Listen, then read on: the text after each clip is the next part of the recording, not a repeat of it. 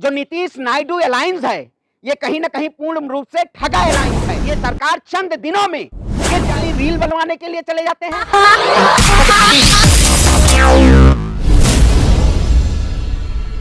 जिस तरीके से देश की जनता ने तमाम उन मुद्दों पे चुनाव हुआ, मुद्दों पे चुनाव के जरिए देश की जनता ने हमें तमाम और इंडिया गठबंधन को समर्थन अपार दिया। लेकिन आज एनडीए ने जिस तरीके से खरीद और फरोख्त जो इनका पूरा एजेंडा रहा है, ये सरकार ज्यादा दिनों तक नहीं चलने वाली है। आपने देखा होगा एनआईटी के छात्र जो हैं वो सड़क पे बैठे हुए हैं और देश के प्रधानमंत्री इटली का दौरा कर लेते हैं, लेकिन देश के उन 24 लाख छात्रों के साथ कहीं ना कहीं अन्याय हो रहा है।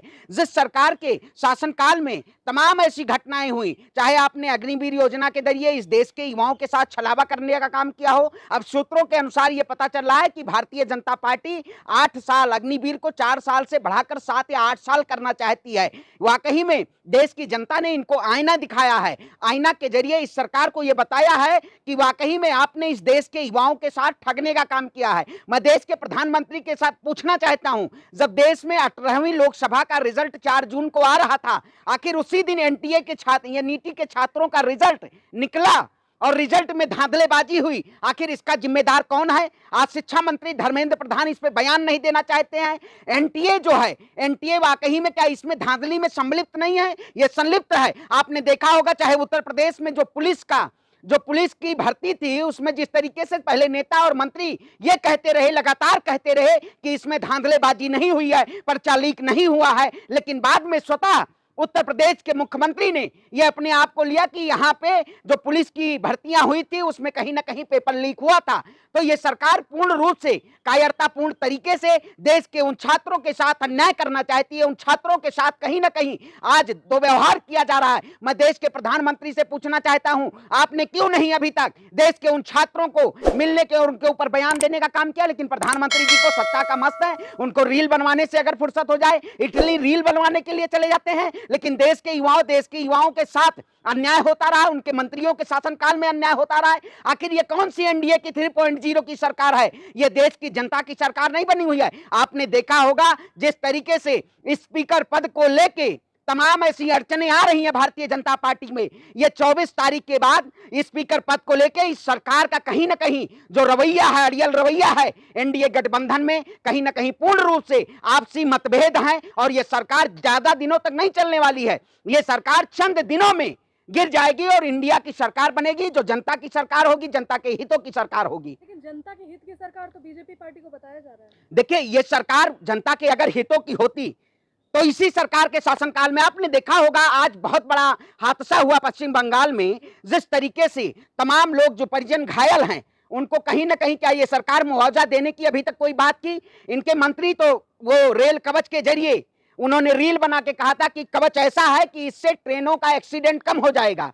लेकिन इसी सरकार के शासनकाल में चाहे गोरखधाम एक्सप्रेस की बात हो, चाहे उड़ीसा में टकराई जो ट्रेन उसकी बात हो, चाहे अभी पश्चिम बंगाल में जो ट्रेन टकराई उसकी बात हो, इनके जितने मंत्री हैं जो पुराने जिनके पास कैबिनेट में थे, चाहे रक्षा मंत्री की बात करें, चाहे देश के प्रधानमंत्री की बात करें, चाहे गृह मंत्री की बात करें, चाहे रेल मंत्री की बात करें, चाहे शिक्षा मंत्री की बात करें, पूर्ण रूप से इनके जो कैबिनेट है वो पूर्ण रूप से भारतीय जनता पार्टी के भ्रष्ट कैबिनेट मंत्री बैठे हुए हैं।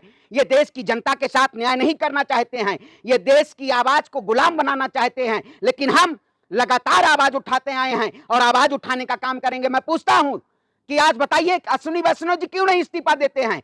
इससे पूर्व में अगर कोई भी रेल दुर्घटनाएं हुआ करती थी तो तुरंत इस्तीफा मांग लिया जाता था। लेकिन आज देश के रेल मंत्री इस्तीफा नहीं दे रहे हैं क्योंकि ये सरकार अपने लिए बनी हुई सरकार है। ये अपने सत्ता के सरोकारों के लिए, अपनी कुर्सी की सत्ता बचाने के लिए सरकार बनी हुई है। ये देश के लिए सरोकार करने के लिए नहीं सत्ता बनी हुई है। अगर देश की सरोकार की सत्ता होती तो आज एनईटी के छात्रों को न्याय मिल जाता, पेपर जो लीक हुआ, पर्चा निरस्त होता, उसकी जांच कमेटी बैठाई जाती, लोगों को गिरफ्तार किया जाता और त्वरित उनको दोबारा एग्जाम कराने की घोषणा कराई जाती। लेकिन ये सरकार नहीं कराना चाहती। ये सरकार इस देश में लोगों की आत्मीयता को ठेस पहुंचाना चाहती है, देश के युवाओं के साथ अन्याय करना चाहती है। लेकिन हम लगातार आवाज उठाए हैं देश के युवाओं को न्याय के लिए, देश के युवाओं के साथ हक के लिए हम आवाज उठाने का काम किए और उठाते रहेंगे। लेकिन कहा जा रहा है विपक्ष अभी 29 तक कहीं भी नहीं दिख रही है, आस पड़ोस तक भी नहीं दिख रही है। देखिए, सदन चलेगा 24 तारीख के बाद, सदन चलेगा, सदन में तमाम वो जनता के मुद्दे उठाए जाएंगे, वो जनता की आवाज उठाई जाएगी। जो इस सरकार ने वायदे किए थे। आपने देखा होगा सरकार भारतीय जनता पार्टी और एनडीए की जो घटक दल हैं उनके कहीं ना कहीं आपसी असमंजस है। आपने देखा होगा नीतीश बाबू जो नीतीश नायडू अलायंस है ये कहीं ना कहीं पूर्ण रूप से ठगा अलायंस है। इनके आपसी मतभेद नहीं है। प्रधानमंत्री जी ने पदता को शपथ ग्रहण कर लिया, लेकिन ये सरकार ज्यादा दिन कर नहीं चलेगी। स्पीकर पद को लेके पूर्ण रूप से इसमें सरकार गिरनी है और अगर स्पीकर पद विपक्ष के पास नहीं रहा, अगर उनके टीडीपी के पास नहीं रहा तो ये सरकार तुरंत गिर जाएगी। आज पूर्ण रूप से हम भी खड़े हुए हैं, हमारी भी पूरी तरीके से सरकार और जो विपक्ष की मांग है कि जो उप स्पीकर पद है वो कहीं ना कहीं विपक्ष को दिया जाए ताकि ये सरकार तानाशाही रवैया ना अपना सके। जिस तरीके से इसने पूर्व में चाहे 2014 की बात हो चाहे 2019 की बात हो, जिस तरीके से तानाशाही रवैये से देश के किसानों के ऊपर, देश के नौजवानों के ऊपर, देश की महिलाओं के ऊपर, देश के पहलवानों के ऊपर इस सरकार ने जुल्म करने का काम किया, ऐसी सरकार को कहीं ना कहीं हम लोग पूर्ण रूप से सदन में आवाज उठा के और चुनौती देने का काम करेंगे। देश के प्रधानमंत्री को 10 साल के कार्यकाल का जवाब देना होगा कि आपने इस 10 साल में देश की जनता को कितना ठगने का काम किया, देश की जनता को कितना लूटने का काम किया। कहाँ लूटे गए? कह रहे तानाशाही तो तब होगी जब विपक्ष की सरकार आ जाएगी। अरे भैया विपक्ष की सरकार, हम तानाशाही नहीं, हम नीतियों पे काम करते हैं।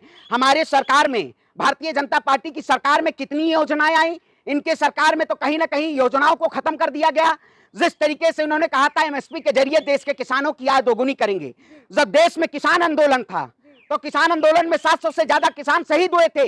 इस सरकार ने उस बात पे बात की थी कि हम एमएसपी का कानून लागू करेंगे उत्तर प्रदेश के किसानों के लिए, लेकिन इन्होंने एमएसपी कानून नहीं लागू करने का काम किया। इस सरकार ने कहा था हम 2 करोड़ रोजगार देंगे, लेकिन इस सरकार ने रोजगार नहीं देने का काम किया। इस सरकार ने सिर्फ और सिर्फ जुमला देने का काम किया। अभी भी जो युवा मेडिकल कॉलेज में एडमिशन के लिए अपना एंट्रेंस एग्जाम दे रहे हैं, 2 दिन बाद उनकी काउंसलिंग चालू होनी है और पेपर लीक हो जाता है, उस पर बयान नहीं आता। आखिर सरकार क्या कर रही है? अगर इस देश में नौकरियों का और इस देश में अगर एंट्रेंस एग्जामों का सुप्रीम कोर्ट का ही फैसला करना है तो सरकार की जरूरत क्या है?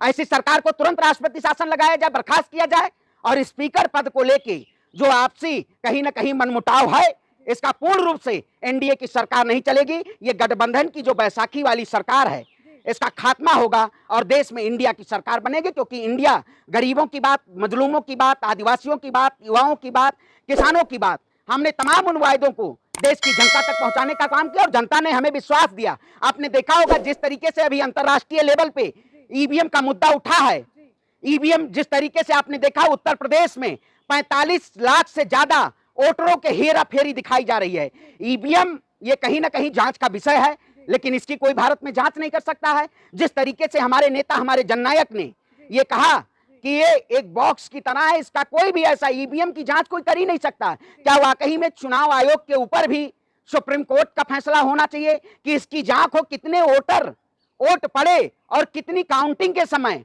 कितना दर्शाया गया, यह भी पूर्ण रूप से होना चाहिए। ईवीएम की कहीं ना कहीं धांधलेबाजी के जरिए यह सरकार फिर बनी है, लेकिन देश की जनता, इस सरकार ने कहीं ना कहीं देश की जनता पूर्ण रूप से, आपने उत्तर प्रदेश में देखा होगा, आपने बिहार में देखा होगा, जनता ने जिस तरीके से भारतीय जनता पार्टी के खिलाफ हुंकार भरी थी, ये सीट इतनी नहीं बीजेपी की आनी चाहिए थी। बीजेपी की 100 और 180 के आसपास सिमट जानी चाहिए थी। लेकिन आज वाकई में ईवीएम को जिस आपने देखा होगा जिस तरीके से चुनाव आयुक्त ने शायरी के जरिए, शायरी के तर्ज पे उन्होंने जिस तरीके से प्रेस कॉन्फ्रेंस की थी, कहीं ना कहीं अब उनको भी प्रेस कॉन्फ्रेंस कहिए करनी चाहिए कि वाकई में ईवीएम में कहीं ना कहीं गड़बड़ियां हुई हैं। महाराष्ट्र में आपने देखा होगा जिस तरीके से चिप की घटनाएं आ रही हैं, 48 वोट से महाराष्ट्र में एक सीट को भारतीय जनता पार्टी को जिताई है। वाकई में इसकी जांच होनी चाहिए और ईवीएम का जो सवाल है वो सच है और इसकी आवाज हम उठाएंगे और इसकी जांच होनी चाहिए। इसके ऊपर भी कोई कमेटी बननी चाहिए कि ईवीएम की जांच हो। अगर कोई भी धांधलेबाजी होती है, आप बताइए, मोबाइल हैकिंग हो जाती है, कंप्यूटर हैकिंग हो जाती है, ईवीएम हैक नहीं हो सकता है? ईवीएम भी हैक हो सकता है। तो टेक्नोलॉजी जो है इसका कहीं ना कहीं दुरुपयोग ये भारतीय जनता पार्टी अपने शासन में करी है और इसका पूर्ण रूप से विपक्ष और हम आवाज उठाने का काम करेंगे और इस सरकार को ईंट से ईंट बजाने का काम करेंगे।